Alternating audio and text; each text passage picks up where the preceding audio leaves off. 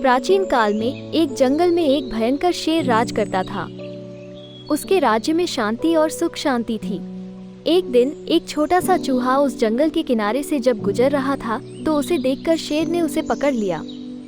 चूहे की मासूमियत और चालाकी शेर को प्रभावित करी।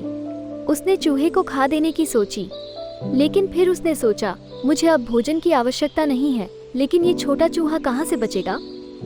ये तो बेहद असमर्थ लगता है, और उसने चूहे को छोड़ दिया। चूहा बहुत खुश हुआ कि शेर ने उसे बचा दिया। उसने शेर को धन्यवाद किया और बोला, आपने मेरी जान बचा दी, अब आपको मेरी सेवा करने का अधिकार है। जब भी आपको मेरी आवश्यकता पड़ेगी, मैं तुरंत आपकी मदद करूंगा। शेर ने चूहे के इस बड़े वचन को ठीक से समझा नहीं, क्योंकि वो छोटे चूहे से क्या मदद कर सकता था। उसने चूहे को हंसते हुए भविष्यवाणी करके छोड़ दिया।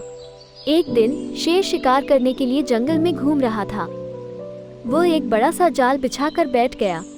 धीरे धीरे रात हो गई और शेर की आंखें भी भारी पड़ी।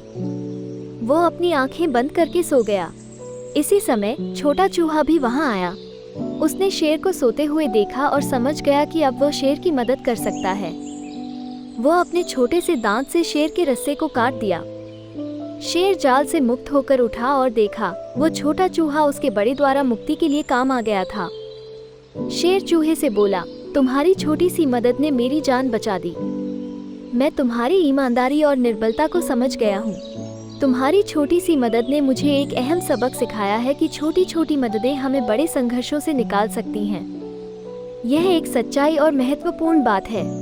अब से हम एक दूसरे की मदद करेंगे और उससे हमारी मित्रता और एकता मजबूत हो जाएंगी। इस कहानी से हमें यह सीख मिलती है कि हमें एक दूसरे की मदद करनी चाहिए और इन दयालु कार्यों का हमेशा फल मिलता है। ऐसी और मज़ेदार कहानियाँ सुनने के लिए हमारे चैनल को सब्सक्राइब कीजिए। खुश रहे और खुशियाँ बांटे।